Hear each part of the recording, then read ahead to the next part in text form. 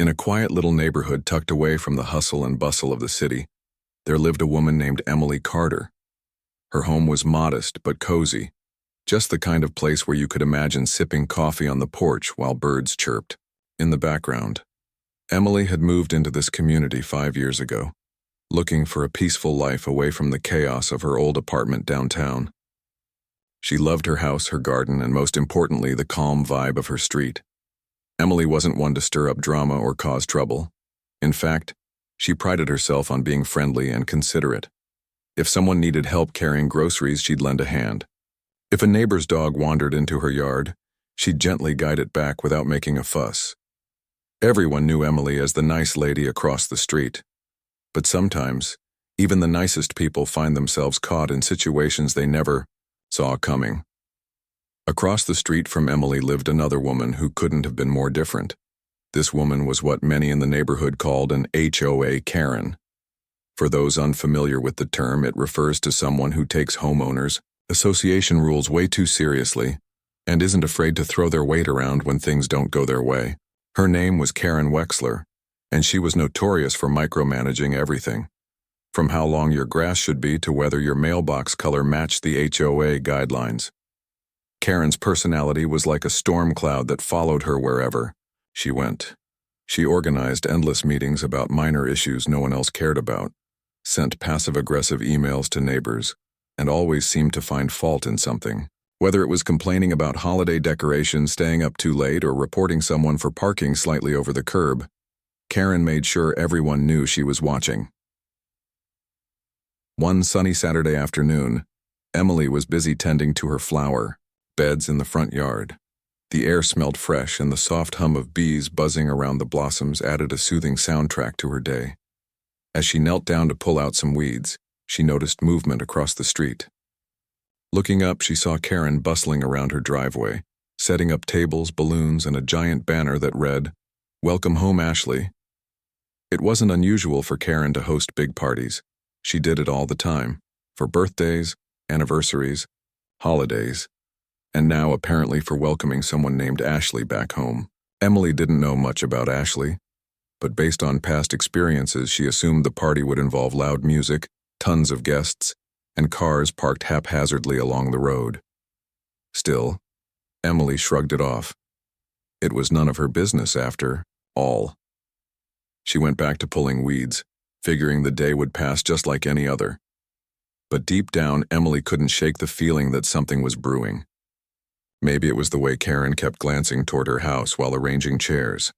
Or maybe it was just instinct telling her that peace doesn't last forever in neighborhoods like this.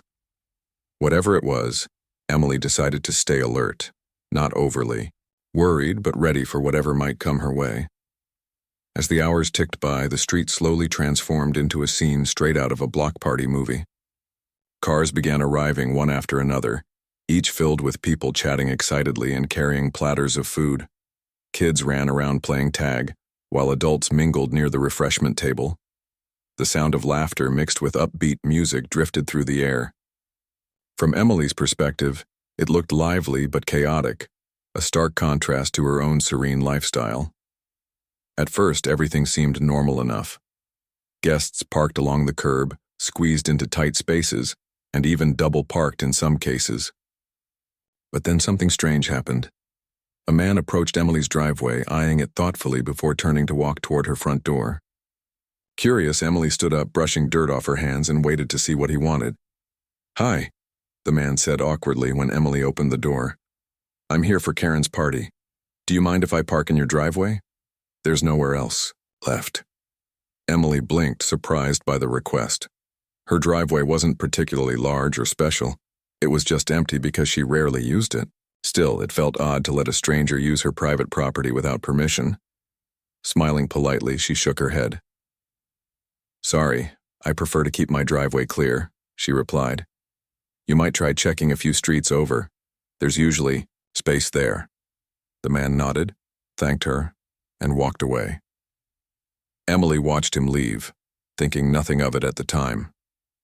Little did she know, this small interaction would set off a chain reaction that would turn her quiet Saturday into anything but ordinary. After politely turning down the man's request to park in her driveway, Emily went back to her gardening. She figured that was the end of it. A simple misunderstanding, nothing more. But as the afternoon wore on, she started noticing something strange. More and more people from Karen's party kept approaching her house, each asking the same question. "Can I park in your driveway?" At first, Emily tried to stay calm. She repeated her polite refusal, explaining that her driveway was private property and she preferred to keep it empty. Most of the guests accepted her answer without argument and moved on. But it wasn't long before Emily began to feel uneasy. The requests weren't stopping. Instead, they seemed to be coming faster, almost like a steady stream of strangers knocking on her door. Each time someone new approached, Emily would put down her gardening tools, wipe her hands, and step up to greet them with a forced smile. "I'm sorry," she'd say, "but I can't let anyone park there." Some nodded understandingly, while others muttered under their breath or shot her irritated looks before walking away. One woman even rolled her eyes dramatically and said, "Well, that's not very neighborly, is it?" Emily bit her tongue, choosing not to engage. She reminded herself that these people were just trying to find parking for a party they'd been invited to. It wasn't their fault they were being sent her way. Still, she couldn't help but wonder why so many of them thought her driveway was fair game. Wasn't it obvious that it belonged to her? Didn't they realize how awkward it felt to have strangers repeatedly showing up at your door, expecting favors? As the sun dipped lower in the sky, casting long shadows across the street, Emily noticed Karen standing near her own driveway, directing traffic. She was waving her arms dramatically, pointing cars toward different spots along the curb. At one point, she glanced over at Emily's house, her expression unreadable. Emily shook her head slightly, hoping Karen would get the message, but instead of leaving her alone, Karen suddenly marched across the street. "Why won't you let my guests use your driveway?" Karen demanded the moment she reached Emily's front yard. Her voice carried an edge of frustration, loud enough to draw stares from nearby partygoers. Emily straightened up, setting her gardening gloves aside. She took a deep breath, reminding herself to stay calm. "It's my private property," she explained evenly. "I don't usually let anyone park there." Karen scoffed, crossing her arms over her chest. "Private property? That's ridiculous. You're not even using it right now. What's the harm in letting a few cars sit there for a couple of hours?" Emily blinked, taken aback by Karen's tone. She hadn't expected this level of entitlement. "The harm," she replied firmly, "is that it's my decision to make, not yours." Karen narrowed her eyes, clearly unimpressed with Emily's response. "You're being selfish," she snapped. "This is supposed to be a community. We're all supposed to help each other out." Emily clenched her jaw, resisting the urge to argue further. She knew better than to let Karen bait her into a heated exchange. Instead, she gestured toward the crowded street. "There are plenty of other places to park," she said. "Your guests just need to look harder." Karen huffed, throwing up her hands in exasperation. "Fine, be difficult. Don't come crying to me when no one wants to be your friend anymore." With that, she spun around and stormed back to her party, muttering something about selfish neighbors under her breath. Emily stood there for a moment, feeling a mix of anger and disbelief. Selfish? How was she being selfish? All she had done was set a reasonable boundary. Yet here was Karen, acting like Emily had committed some grave offense against the entire neighborhood. It was absurd. Determined not to let Karen ruin her evening, Emily returned to her gardening. But the peace she had enjoyed earlier was gone. Every few minutes, another guest appeared at her doorstep, asking the same question. By now, Emily was starting to feel like a broken record, repeating the same polite refusal over and over again.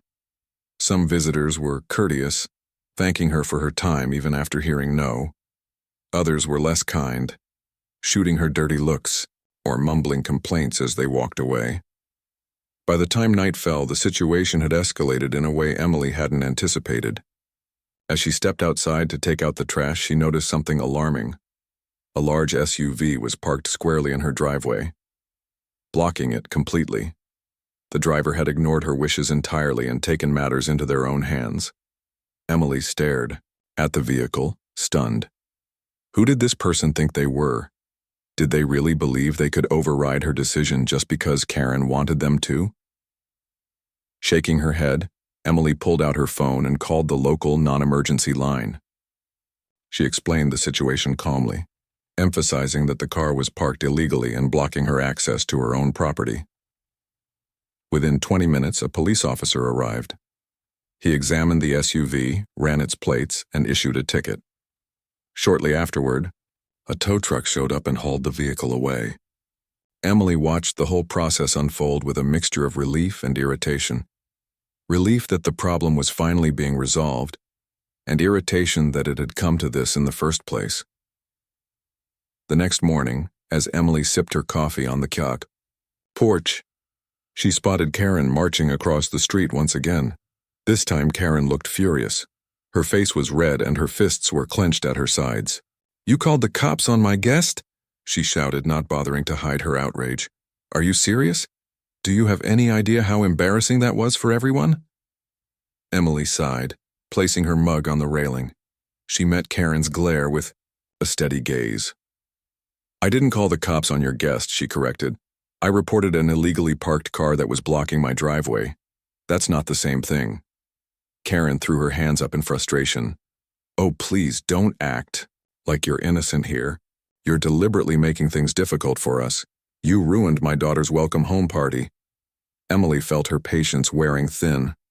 "I didn't ruin anything," she said firmly. "Your guest made a choice to ignore basic courtesy and common sense. If you want to blame someone, start with them." Karen opened her mouth to respond, but whatever she was about to say got lost in a string of angry mutterings. She turned on her heel and stormed back to her house, slamming her front door behind her. As Emily sat back down on her porch, she couldn't help but shake her head. What had started as a quiet Saturday had spiraled into something far more complicated. And judging by Karen's reaction, this wasn't going to be the end of it. The tension between Emily and Karen didn't end with the towed SUV or Karen's angry outburst the next morning. In fact, it only seemed to grow worse. By Monday afternoon, whispers about the incident had spread through the neighborhood like wildfire. Neighbors who hadn't been at the party were now piecing together what had happened, thanks to Karen's dramatic retelling of events. According to her version of the story, Emily was some sort of villain, a heartless woman who had ruined a perfectly lovely celebration just because she didn't feel like sharing. Emily tried to ignore the gossip. She went about her day as usual, watering her plants, running errands, and keeping to herself. But everywhere she turned, she could sense the weight of judgmental stares. Some neighbors avoided eye contact when they passed her on the sidewalk, while others gave her tight-lipped smiles that felt more like pity than friendliness. It was clear that Karen's influence was strong, and her portrayal of Emily as the unreasonable neighbor had taken root. What made things worse was that Karen wasn't content to let the issue fade away quietly. Instead, she doubled down, making sure everyone knew how upset she was. She sent emails to the Homeowners Association, HOA board, accusing Emily of being disruptive and uncooperative. She posted passive-aggressive messages in the neighborhood Facebook group, hinting at certain individuals who lacked community spirit, and whenever she saw Emily outside, she made a point of loudly complaining to anyone within earshot about how unfair the whole situation was. For Emily, this constant scrutiny was exhausting. She had never asked for any of this drama. All she had done was set a boundary, a reasonable one in her opinion, and stick to it. Yet here she was, painted as the bad guy by someone who thrived on stirring up trouble. At first, Emily considered confronting Karen directly, hoping to clear the air. But after thinking it over, she realized that would only give Karen more ammunition. There was no reasoning with someone who refused to see another person's perspective. Instead, Emily decided to focus on gathering support from those who might still be willing to listen. On Tuesday evening, she invited a few trusted neighbors over for coffee. These were people she'd known for years, kind, level-headed individuals who valued fairness over drama. As they sat around her kitchen table, sipping cups of freshly brewed coffee, Emily explained everything that had happened over the weekend. She showed them photos of the illegally parked SUV in her driveway, and shared screenshots of her polite responses to Karen's accusations via text messages. To her relief, her guests were sympathetic. One of them, an older man who had lived in the neighborhood for decades, shook his head in disbelief. "That woman always has to make everything about herself," he said, referring to Karen. "She doesn't care about rules unless they suit her needs." Another neighbor, a young mother with 2 kids, chimed in. "I've been to her parties before, and let me tell you, parking is always a nightmare. People park wherever they want, even if it means blocking driveways or fire hydrants. No one says anything because we're afraid of rocking the boat. But honestly, you did the right thing, Emily." Their words lifted Emily's spirits. For the first time since the ordeal began, she felt like she wasn't completely alone. Her friends promised to speak up if Karen continued spreading falsehoods about her. They also suggested organizing a neighborhood meeting to address recurring issues like parking and noise complaints during parties. While Emily appreciated their efforts, she couldn't shake the feeling that Karen wouldn't back down without a fight. Meanwhile, Karen's behavior grew increasingly erratic. On Wednesday morning, Emily noticed her pacing back and forth in her front yard, talking animatedly on the phone. Every so often, she'd glance toward Emily's house with a scowl. Later that day, flyers appeared taped to several mailboxes along the street. The flyers urged residents to stand together against selfish actions that harm our community. Though Karen hadn't mentioned Emily by name, it was obvious who the message was targeting. Emily sighed as she read one of the flyers. She knew better than to respond publicly. It would only escalate the conflict. Instead, she called the HOA board to report the flyers, pointing out that they violated guidelines prohibiting personal attacks or inflammatory language in neighborhood communications. The board president, a soft-spoken woman named Linda, assured Emily that the matter would be addressed promptly. By Thursday, cracks began to form in Karen's carefully constructed narrative. Several neighbors who had initially sided with her started questioning her motives. One couple admitted to Emily that they were tired of Karen's controlling behavior and her tendency to twist situations to fit her agenda. Another neighbor confessed that he had seen the SUV parked illegally in Emily's driveway himself and agreed that calling the authorities had been the right call. Even some of Karen's closest allies began distancing themselves. A few attendees from the party reached out to Emily privately, apologizing for their role in the chaos. One man sheepishly admitted that he had encouraged the SUV driver to park in Emily's driveway, thinking it wouldn't be a big deal.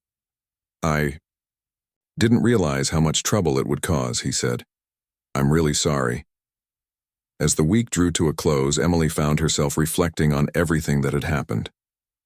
She had gone from living a peaceful, uneventful life to becoming the center of a neighborhood dispute, all because she refused to compromise her principles. While the experience had been stressful, it had also taught her something valuable. Standing up for yourself isn't always easy, but it's necessary. And sometimes doing the right thing means facing backlash from those who refuse to understand. On Friday evening, Emily stepped outside to enjoy the cool autumn breeze. The street was quiet once again, free of the chaos that had consumed it just days earlier. As she gazed across the road, she noticed Karen sitting on her porch staring blankly into space. For a brief moment, their eyes met. Karen quickly looked away, her expression unreadable. Emily didn't feel anger or resentment in that moment. Instead, she felt a strange sense of calm. She knew that Karen's antics would eventually die down, as they always did. Until then, Emily resolved to stay grounded, surround herself with supportive people, and continue living her life on her own terms. After all, peace wasn't something you could force onto others. It was something you created for yourself. The weekend after the drama with Karen and her party had unfolded, Emily thought things might finally start to settle down. She spent Saturday morning tidying up her house, enjoying the quiet hum of the neighborhood. But just as she was about to sit down with a cup of tea, there was a knock at her door. When she opened it, 2 police officers stood on her porch. Emily's heart skipped a beat. "Can I help you?" she asked, trying to keep her voice steady. One of the officers nodded politely. "We're here regarding a complaint filed against you," he said. Do you have a moment to talk?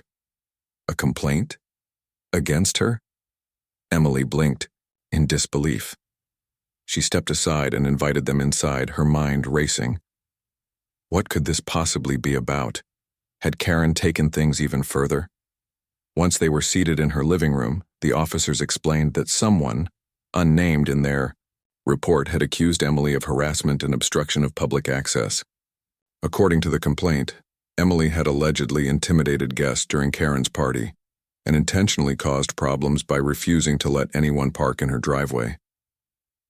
Emily listened carefully, her initial shock giving way to frustration.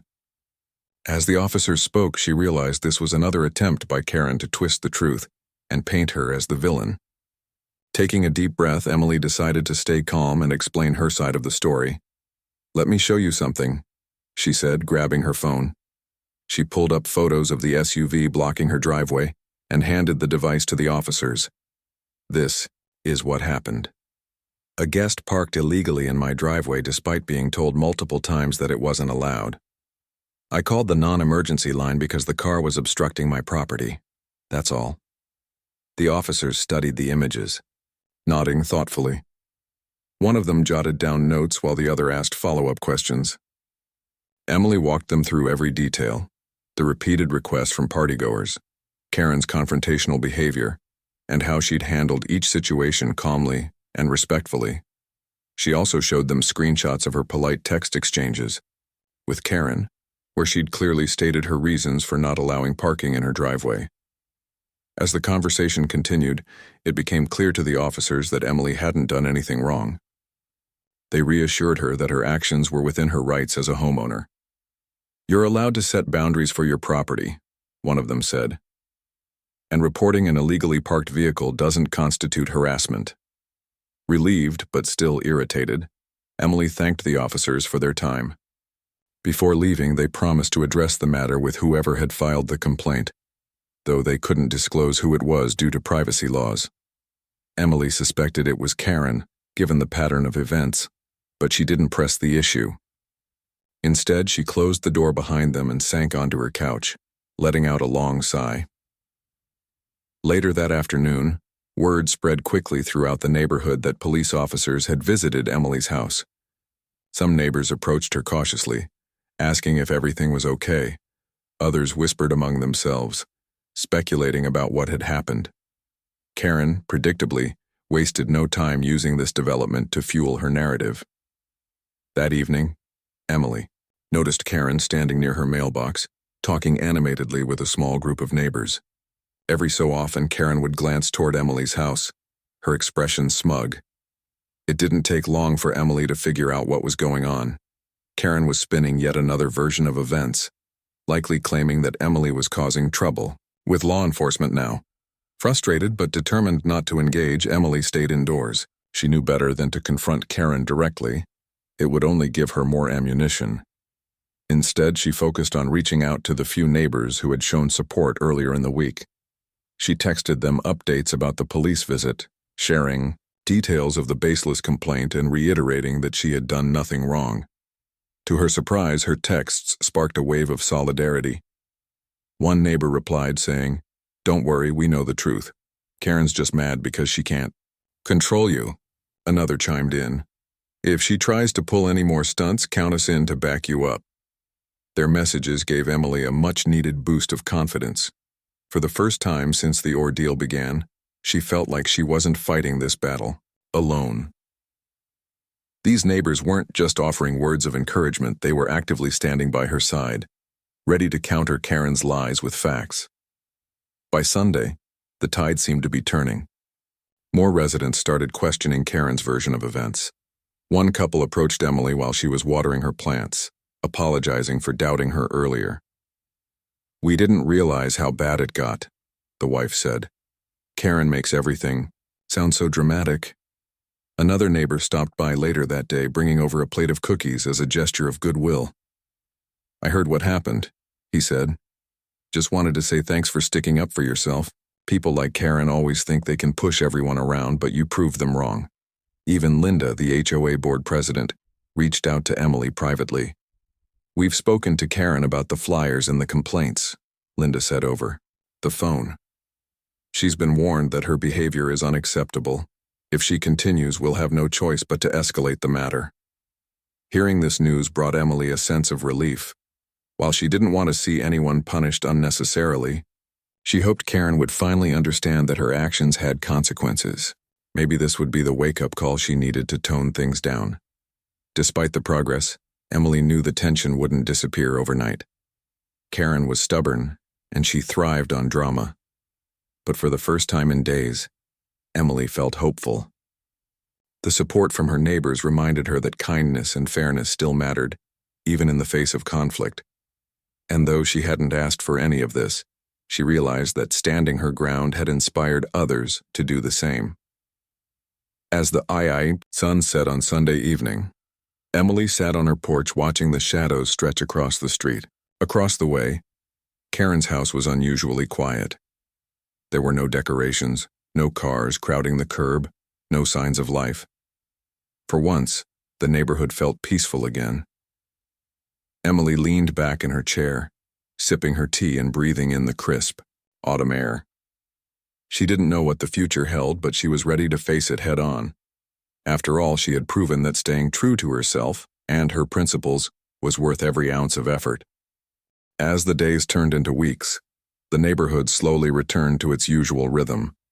The chaos that had erupted during Karen's party began to fade into the background, replaced by the familiar hum of daily life.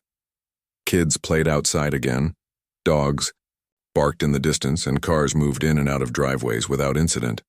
But beneath the surface, subtle changes were taking place, changes that hinted at a shift in the community's dynamics. Karen, for her part, seemed to retreat into herself after the fallout with Emily. Gone were the dramatic confrontations and loud complaints about minor infractions. Instead, she kept mostly to her house, occasionally peeking through her curtains when someone walked by. Her absence from the spotlight didn't go unnoticed. Neighbors who had once tiptoed around her demands now felt emboldened to speak up about their frustrations. Conversations that had been whispered behind closed doors were suddenly happening openly. One afternoon, while Emily was pruning her rose bushes, a man approached her driveway. At first she tensed, expecting another parking-related issue, but this time it wasn't anything like that. The man introduced himself as one of Karen's neighbors 2 houses down. "I just wanted to say thanks," he said with a sheepish smile. "You handled everything so well. It made me realize we don't have to put up with Karen's nonsense anymore." Emily nodded, appreciating the sentiment but unsure how to respond. She hadn't set out to inspire anyone. It had simply been about standing her ground. Still, hearing those words reminded her of the ripple effect her actions had created. People who had long tolerated Karen's behavior were finally finding their voices. The HOA board also played a role in reshaping the neighborhood atmosphere. After the police visit and the backlash from residents, they decided to take a firmer stance on recurring issues like noise complaints and parking violations during parties. At their next meeting, Linda, the board president, proposed new guidelines aimed at preventing similar conflicts in the future. These included stricter rules about guest parking, limits on outdoor gatherings, and clearer enforcement of penalties for rule breakers. When the updated policies were announced via email, many neighbors expressed relief. Some even joked that the new rules should be called the Emily Clause, a nod to the woman whose quiet determination had sparked meaningful change. Emily laughed when she heard this, though she insisted she didn't deserve all the credit. "It's not about me," she told a neighbor who brought it up. "It's about making things better for everyone." Not surprisingly, Karen wasn't thrilled about the new regulations. She sent yet another email to the HOA board, accusing them of singling her out and ruining her social life. But this time, her complaints fell flat. The board responded diplomatically, reminding her that the changes applied to everyone equally. Privately, several board members admitted they were tired of catering to Karen's endless grievances. For once, her theatrics failed to sway public opinion. Meanwhile, Emily found herself becoming more involved in the neighborhood than ever before. Encouraged by the support she'd received, she started attending HOA meetings regularly. She offered practical suggestions for improving communication among residents, such as creating a shared online calendar for events and establishing clear guidelines for resolving disputes. Her ideas were met with enthusiasm, and soon she became a trusted voice within the community. This newfound sense of connection extended beyond official channels. Neighbors who had previously kept to themselves began reaching out to Emily, inviting her over for coffee or stopping by her house to chat. One family even asked for gardening tips after admiring her flower beds. Through these small interactions, Emily discovered something unexpected. The conflict with Karen had brought people closer together. It wasn't just about opposing Karen. It was about fostering a stronger, more supportive community. Of course, Karen didn't disappear entirely. Every now and then she would reappear with a fresh complaint or an exaggerated story about how unfairly she was being treated. But her influence had waned significantly. Fewer people listened to her tirades, and fewer still took her side. Even some of her closest allies distanced themselves, unwilling to be dragged into her drama any longer. One evening, as Emily sat on her porch sipping tea, she noticed Karen walking her dog down the street. Their eyes met briefly, but neither woman said a word. There was no anger in Emily's gaze, just a quiet acknowledgement of what had transpired between them. Karen looked away quickly, her expression unreadable. Whether she felt remorse, embarrassment, or simply indifference, Emily couldn't tell. And honestly, she didn't care. What mattered was that the power dynamic had shifted. Karen was no longer the uncontested ruler of the neighborhood.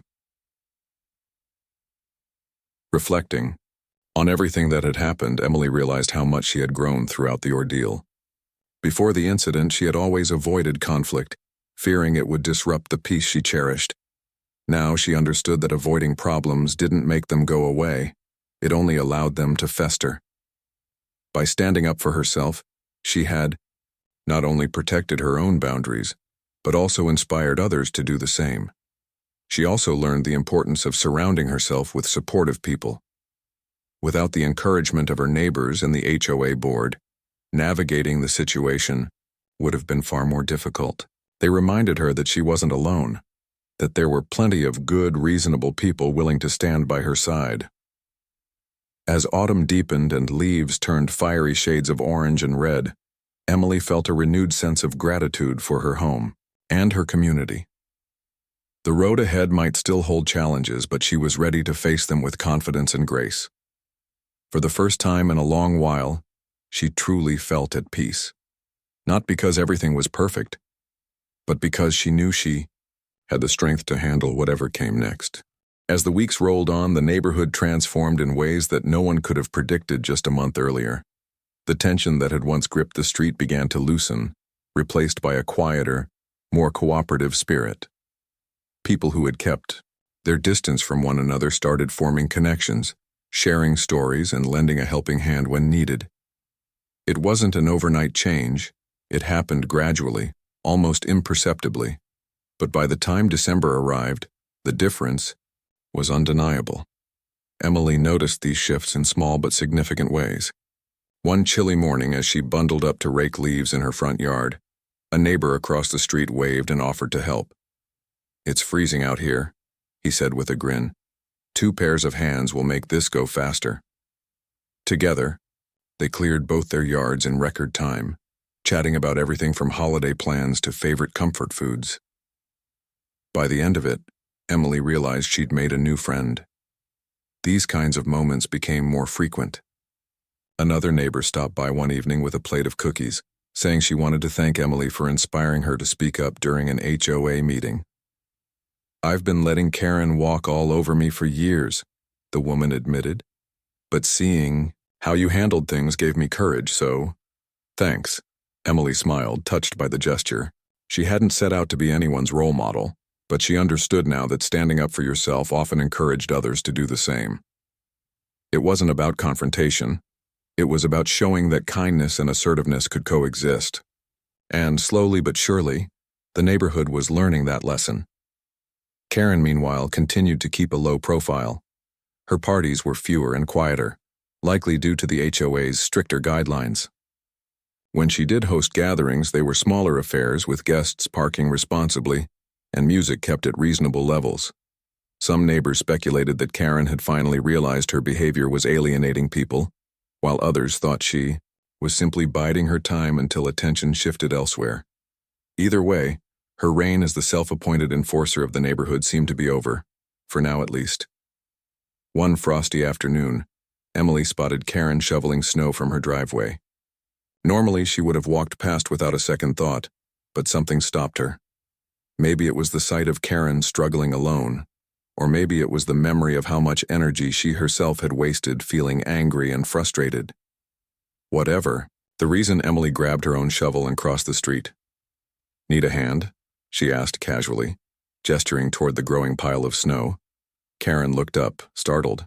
For a moment she hesitated, as if unsure whether to accept the offer. Then, with a curt nod, she stepped aside to let Emily work. They shoveled in silence for a while, the only sound the rhythmic scrape of metal against pavement. Finally, Karen broke the quiet. "Thanks," she muttered, barely audible over the wind. "You're welcome," Emily replied simply, not pushing for anything more. She didn't expect an apology or even a truce. She just wanted to extend a small act of goodwill. Sometimes that was enough.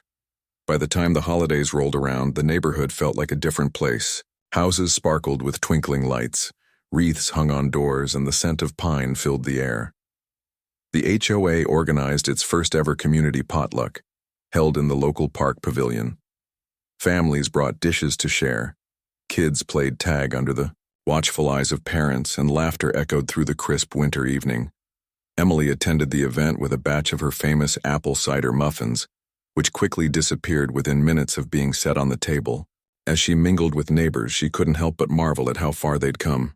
Just months ago, many of them had avoided each other, too afraid of stepping into Karen's crosshairs. Now they stood side by side, swapping recipes and exchanging well wishes for the new year. Even Karen showed up, though she lingered near the edges of the crowd, clutching a thermos of hot chocolate. No one went out of their way to include her, but neither did they exclude her. It was a subtle shift, a sign that wounds, while not fully healed, were beginning to mend. For Emily, the holidays marked a turning point, not just for the neighborhood, but for herself.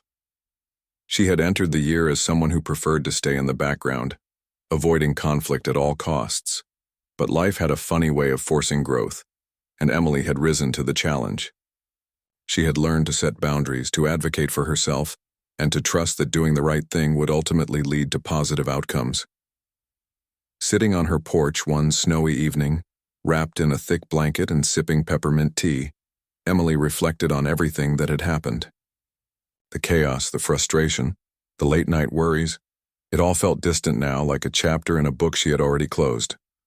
What remained was a deeper appreciation for her community and a stronger belief in the power of standing firm yet staying. When she glanced across the street where Karen's house glowed softly with string lights. For better or worse, Karen was part of the neighborhood too. And while Emily doubted they'd ever be close friends, she hoped they could find a way to coexist peacefully. After all, communities weren't built on perfection. They were built on effort, understanding, and a willingness to move forward together. As snowflakes drifted lazily from the sky, Emily leaned back in her chair and let out a contented sigh. The road ahead might still hold surprises, but for the first time in a long while she felt ready for whatever came next. Life in the neighborhood wasn't perfect, and maybe it never would be, but it was good, and sometimes that was more than enough.